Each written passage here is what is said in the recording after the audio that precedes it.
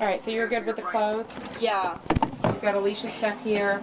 And we're embarking on giving a great gift. So I've been an organ donor for 20 years. I never ever thought that it would come down to where I would be a living donor. In November, I had a lot of cramps going on through my body. I asked my wife to make an appointment to the doctors. He initially called me and said he had to speak with me in person. I knew it was devastating news. I would say for 2 months at least, I was in a real dark place. I was mad at the world and really thought it was the end of the world when in all reality there's treatments for kidney disease. I never thought twice about doing it either when we found out that my brother had kidney failure and that he would definitely need a transplant. My first thought was, okay, so when do we all get tested? Do you know why I have to give a kidney to Uncle Coung? Because his kidneys were failing. They are. And what would happen if they failed? He might die. My worst fear is that for some reason the transplant won't take. I'm not worried about myself. If I could save my brother's life, I mean, what more could you ask for? He'd do the same thing for me. He would. You're done. And we are on our way, headed to Birmingham, Alabama. Guys, are you being nice to each other? 9 hours into the car ride, are we getting a little bit car crazy? In 1/4 of a mile, at exit 2, Birmingham. Hold your breath.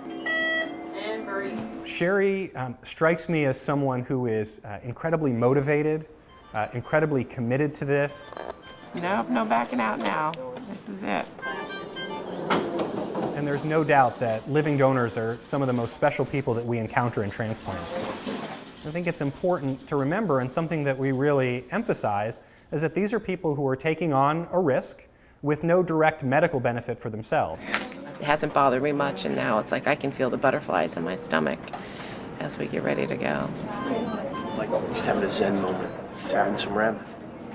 Yeah, definitely having some REM.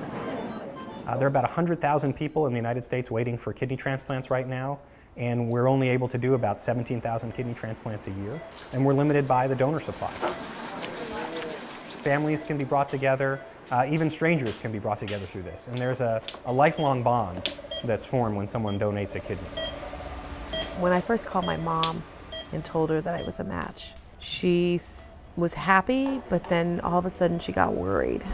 You know, okay, now I have 2 kids who are gonna have surgery and 2 kids who are only gonna have 1 kidney, you know, and so she's worried for us both.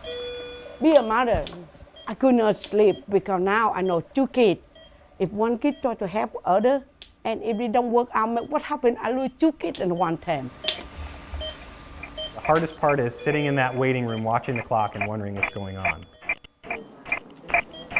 We have Sheri's donor surgery, and then we have her brother's transplant. Sheri's surgery will start first in the morning, where we disconnect her kidney from its circulation and from the bladder. At the same time, the transplant recipient operation is starting in an adjacent room.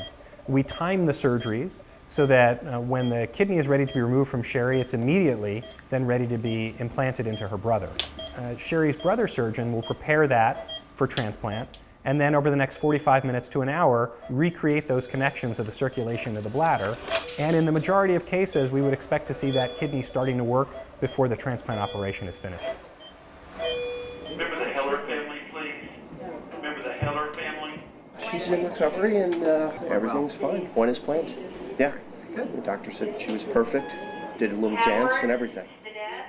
And I crying, I just crying because I worry until yesterday I see her come out, she talk. Then I know, okay, 1 kid already, 1 kid, okay. So when I come over here, I see Coung, then I feel so much better, so much better. And my dad came and we chatted for a while. Ab muscle stuff didn't hurt hardly much at all, so. Well, that's good. Yeah, so feeling pretty strong. Well, you're looking good. Thank you. Mm-hmm. Appreciate it. Nurses, I keep bugging them and bugging them and bugging them and asking, has my brother had a surgery? Has my brother had a surgery? So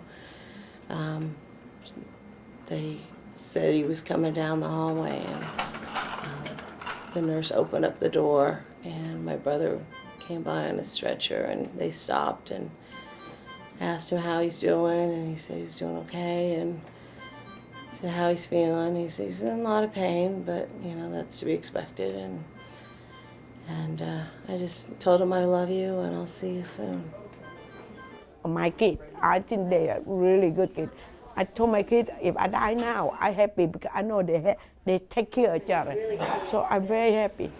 I'm excited and I'm looking forward to it. I want to be normal again. I want to feel normal. I hope tomorrow he will start his life anew and feel 100 times better. I want to give you a hug. Don't stress yourself. Oh, my sister. Oh. Love you. Oh, I love you more. You sound okay? Oh, yeah, so much better. Are you? Oh. Brandy said you're in a lot of pain.